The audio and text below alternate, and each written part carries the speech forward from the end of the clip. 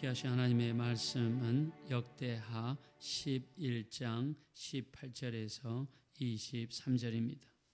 솔로몬의 대를 이어서 왕위에 오른 르호보암 왕에 대해서 오늘 또 우리 다음 시간에도 한번 나눠보려고 합니다. 자, 르호보암은 솔로몬의 대를 이어 왕위에 올랐습니다. 왕위에 오른 나이가 41세입니다. 그의 어머니는 다윗 집안도 아니고 사울 집안도 아니고 암몬이라는 족속의 여자를 데려와서 결혼을 그 암몬이라는 어머니를 두게 되었습니다. 그래서 암몬이라는 이방 족속의 여자이니까 어렸을 때 신앙 교육을 그렇게 많이 받았다라고 생각하기가 어려웠겠죠.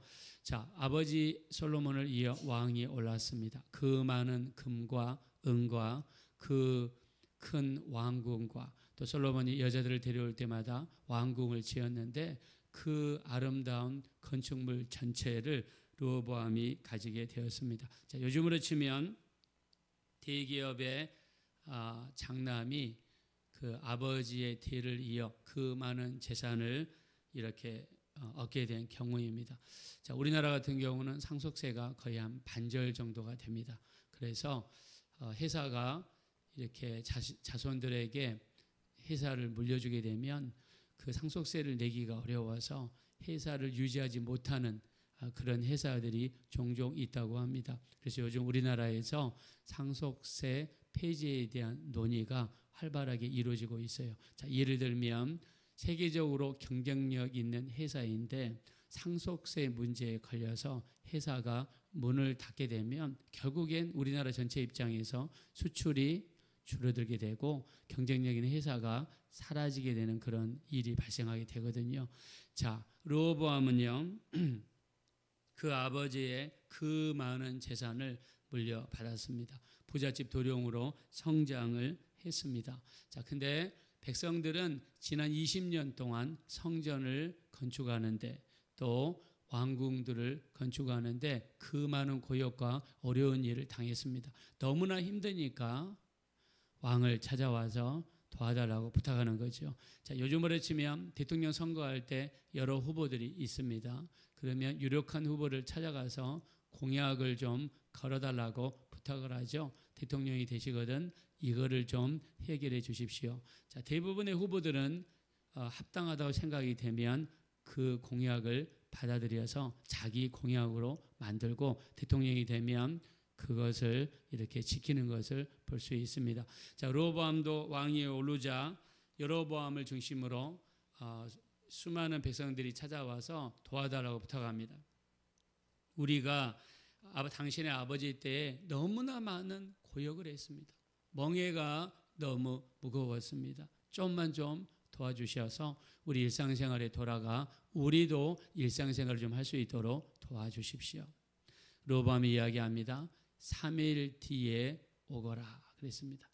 자, 3일이라는 날은요, 예수님께는 금요일 날 돌아가시고 주일 날 부활하신 어둠의 역사, 마귀를 이기신 역사입니다. 자, 그러나 르호보암에게 있어서 3일은요, 이스라엘의 역사를 쇠퇴의 길로 몰아넣은 무서운 기간이었습니다. 3일 동안 원로들의 이야기를 듣고 다른 사람들의 이야기를 듣고 하나님께 기도하고 충분히 미래를 생각하고 했더라면 아마 르호보암은 그런 나쁜 결정을 안 내렸을 겁니다. 자, 근데 내 새끼손가락이 아버지의 허리보다 굵다. 내 아버지는 가죽채찍으로 징치하였으나 나는 정갈채찍으로 징치하겠다. 무서운 왕이죠. 독재 왕입니다. 무력으로 백성들을 다스리고 강압적으로 포악하게 다스리고자 하는 그런 왕입니다. 무서운 왕이죠. 이 3일 동안의 기간은 이스라엘 전체를 두 개로 쪼개버리고 말았습니다. 그리고 이스라엘은 남쪽 유다와 북쪽 이스라엘로 나눠졌습니다. 자, 이 르호보암의 왕의 말을 들었던 여로보암은 지도자가 되어서 10개 지파를 이끌고 북쪽으로 올라갑니다. 북쪽으로 올라가서 제일 먼저 한 일은 베델과 단이라고 하는 지역에다가 하나님이라고 하면서 금 송아지를 만들어서 베델에 하나, 단 지방의 하나, 이렇게 두 개의 지역에다가 하나님의 제단을 만들고 금송아지를 만들고 우상 숭배를 하기 시작했습니다. 그리고 제사장들은 원래 레위지파 중에서 제사장들을 세워야 되죠. 우리가 민수기 3장 17절에 보면 레위 자손들은 게르손, 고앗, 무라리, 여기에서 고앗 자손을 통해서 아므람이 나오고 아므람을 통해서 이 아론과 모세, 미리암이 나오게 되죠. 하나님께서는 아론 자손들을 통해서 제사장을 삼으라고 분명히 명령을 했습니다. 자, 여로보암은 북쪽으로 올라가서 제사장을 만들 때 아론 계통의 자손들을 제사장으로 만드는 것이 아니라 누구든지 아론 자손과는 상관없이 자기가 원하는 자들, 하고 싶어하는 자들을 제사장으로 만들었습니다. 자, 우리가 영적으로 강해지면 하나님 말씀이 강해집니다. 하나님 말씀을 지키고자 하는 열정이 정말 강해집니다. 윤동주 시인이 이야기했죠. 하늘 우러러 한 점 부끄러움이 없기를 바람이 이는 잎새에도 괴로워했다. 우리가 말씀으로 충만해지면요, 이 하나님의 말씀을 지키기 위해서 하나님 우러러 바람에 이는, 바람을 통해 들려오는 하나님의 음성, 성경 말씀에도 괴로워하게 됩니다. 그래서 성령 충만하고 우리가 예배 충만하고 찬양 충만하고 기도 충만하게 되면 하나님 말씀에 굉장히 민감해져. 정말 민감해져. 저는요, 예수 믿고 나서 막 뜨거우니까 열심히 있으니까 새벽 예배도 가고 학교에 이렇게 기숙사에 살면서 쭉 내려가서 낙성대까지 가서 거기에서 새벽 예배하고, 그리고 뭐 이 수요예배 또 그 먼 거리 걸어서 수요예배 가고 옆구리에 있다가 이 성경책 끼고 다니고, 그리고 나서 수요예배 끝나고 술 마시러 가고 또 새벽 예배 끝나고 술 마시러 가고 했어요. 왜요? 술 마시란 말을 몰랐으니까. 예수 믿은 지 얼마 안 되니까 이 성경 말씀에 대한 지식이 없으니까 성경책을 끼고 다니면서 술 먹고 다녔어요. 근데 같이 다니던 친구가 어느 날 예수 믿는 사람들은 술 먹어서는 안 된다는 이야기를 하는데 그 말이요, 내게는 벼락처럼 내게 다가오더라. 벼락처럼 내게 다가오. 그래서 그 즉시로 술을 끊었습니다. 그 전에는 대학교 들어가니까 너무 좋더라고요. 선배들, 2학년 선배들, 3학년 선배들, 4학년 선배들이 찾아와서 저녁마다 찾아옵니다. 술 먹으러 나가자. 앞에 그 먼 거리 술 먹으러 가서 또 저는 좀 주량이 셌던 것 같아요. 술 이렇게 2리터짜리 있나요? 이렇게 큰 거 그냥 병채로 잡고 마셨어요. 근데 안 취해요. 근데 옆에 사람들이 볼 때 제가 옆에 비틀비틀한다고 막 한다고 그러더라고요. 근데 말씀이 이 안에 딱 들어오니까는요, 그 말씀에 그냥 충격을 받게 됩니다. 캐나다에 갔습니다. 캐나다에 가가지고 기도가 그렇게 하고 싶은데 교회를 갔더니 그 서양 교회는 다 문을 닫았어요. 그래서 교회 뒤에 가가지고 이 계단이 있어서 거기에서 밖에서 막 기도를 합니다. 근데 기도하는데 누가 내 손을 저쪽으로 끌어요. 이 손을 끌더라고요. 느낌이 옵니다. 갔더니 교회 후문이에요. 근데 그 문은 밖에서는 못 열어요. 안에서 밀고 나오면 자동으로 닫히고 그냥 잠겨버려요. 그 문은 밖에서 못 엽니다. 손잡이가 있어도 열 수가 없어요. 근데 문을 딱 여는데 문이 열려요. 그래서 이 교회를 이렇게 관리하면 도둑놈이 여기 통해서 들으면 어떻게 하려고 문을 열어놨지 하고 교회 가서 한 2시간 정도 간절히 기도하고 막 하나님께 소리내서 기도하고 하니까 속이 막 시원해요. 그래서 나올 때 정문으로 나오면 또 안 될 것 같아서 아까 그 나왔던 후문으로 가서 문을 이제 미는 게 있거든요. 딱 밀면 한 45도로 열어놓고 이 문이 왜 열려 있을까? 그냥 45도 완전히 90도로 여는 게 아니라 한 45도 열어놓고 손을 딱 놨습니다. 그러면 자동적으로 가가지고 닫혀요. 그래서 그 문이 원래 열려있던 문인지 알아보기 위해서 문을 딱 여는데 안 열려요. 문이 잠겨 있습니다. 그때 갑자기 실제 번개는 아니지만 요 위에서 왼쪽 위에서 번개가 이렇게 쳐가지고 오른쪽 아래로 강한 전기가 가면서 요한계시록 3장 다윗의 열쇠를 가지시니 닫을 사람이 없고 닫으면 열 사람이 없는 이가 가라사대 내 앞에 열린 문을 두었으니 등이 닫을 자가 없으리라. 그 말씀이 가슴에서 확 올라오더라고요. 그 말씀이 번개가 치면서 이 제 앞에서 막 이렇게 확 올라왔습니다. 근데 그때 이후로 이렇게 이제 제가 중고등부를 맡게 되었는데 그 교회는 한 얼마 안 돼요. 한 10여 명 정도밖에 안 됩니다. 아주 작은 교회입니다. 근데 기도가 이렇게 시작이 되면서 이 한국에서 온 유학생들을 전도를 하게 되는데 전도되는 애들이 마약하는 애들, 대마초하는 애들 그런 애들이 30명이 넘게 전도가 됐어요. 전도가 돼가지고 와서 같이 기도하면 그냥 성령을 받는 거예요. 성령 받고 방언 터지고 막 이들이 변화가 되는 거예요. 그러니까 걔가 변화된 걸 보고 같이 마약하고 대마초 애들이 신기해가지고 너 어떻게 그렇게 대마초를 끄냐? 너 어떻게 그렇게 마약을 끄냐? 신기해가지고 줄줄이 사탕으로 전도가 돼서 같은 놈들이 같은 놈들을 전도하니까 다 그런 놈들만 와서 전도가 되는 거예요. 그런 놈들이 와서 예수 믿고 거듭나고 변화되는 역사를 하나님이 허락하여 주셨습니다.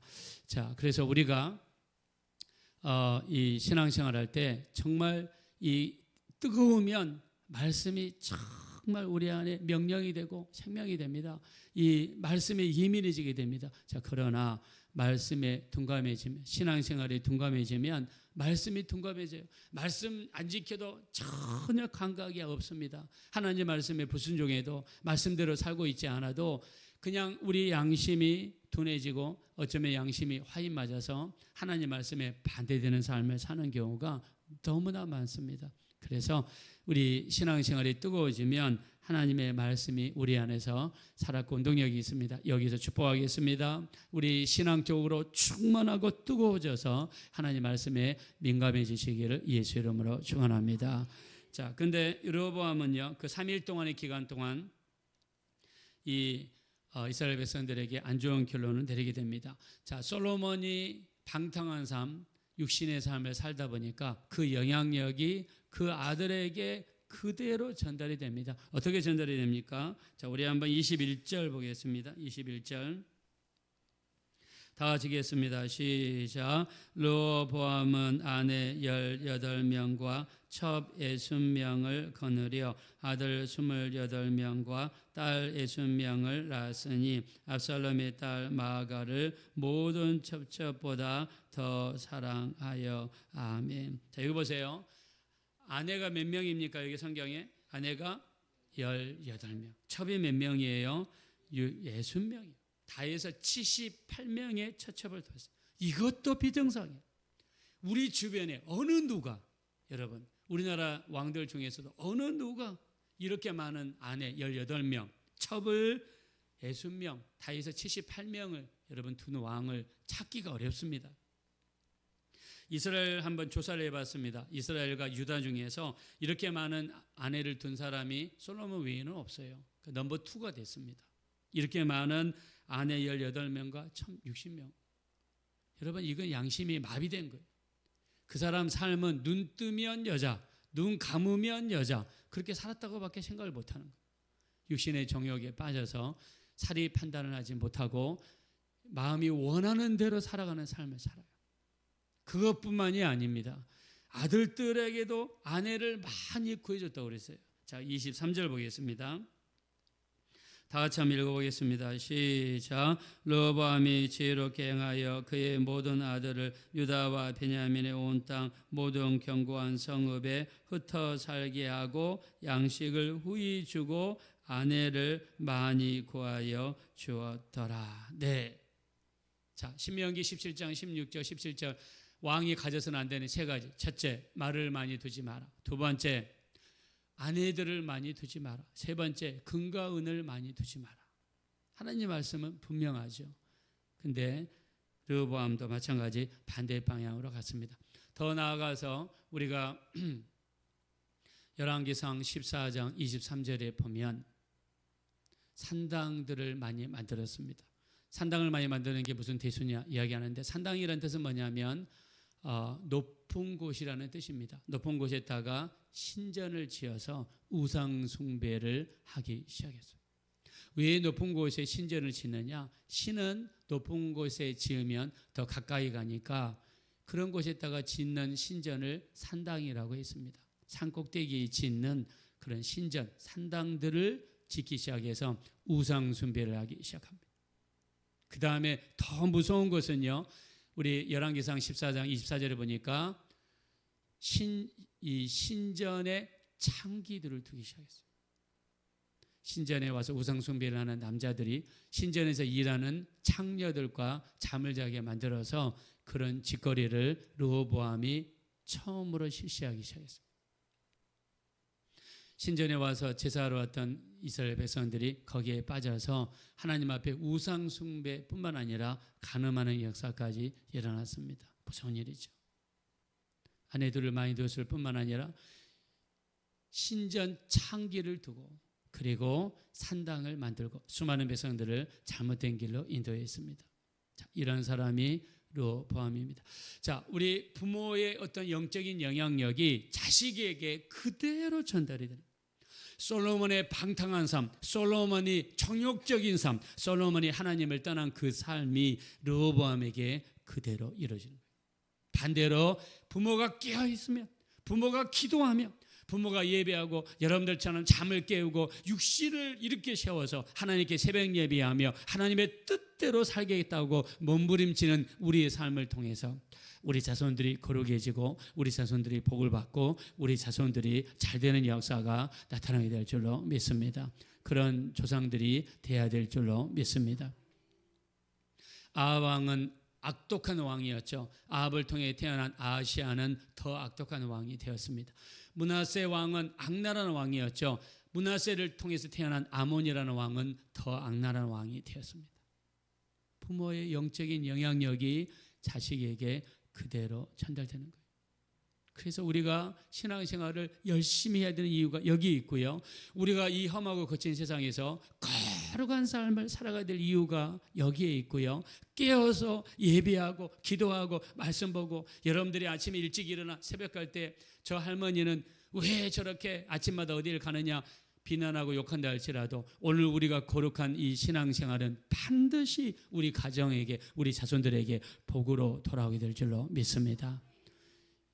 르호보암은 아버지의 이 무서운 영향력이 르호보암에게 그대로 나타났고, 그리고 신전에 창기를 두고 산당을 만들고 이 무서운 결과까지 이어졌다는 사실입니다. 마지막 때에 참으로 거룩하고 깨어있는 영적인 삶을 감당하셔서 우리를 통해 우리 자손들이 복을 받고, 가장 큰 복은 예수 잘 믿는 것입니다. 우리를 통해 신앙생활 잘할 수 있는 그런 훌륭한 자손들이 많이 배출되게 되시기를 예수님의 이름으로 축원합니다. 이 시간 기도하실 때 우리가 이 마지막 때 정말 깨어있기 원합니다. 우리가 신앙생활을 열심히 해야 되는 이유, 기도하고 예배하고 말씀 보고 전도하고 봉사하고 예수님만 드러내고 예수님께 붙잡혀서 예수님만을 자랑할 수 있는 거룩한 신앙생활, 열심히 있는 뜨거운 신앙생활 감당하게 도와주시어서 우리 자손들도 거룩하게 하시고 예수 잘 믿게 도와주시고 선율하는 모든 일들이 잘 되게 해달라고 합심으로 간절히 기도하겠습니다. 돌아오시고 잡으라시 하나님,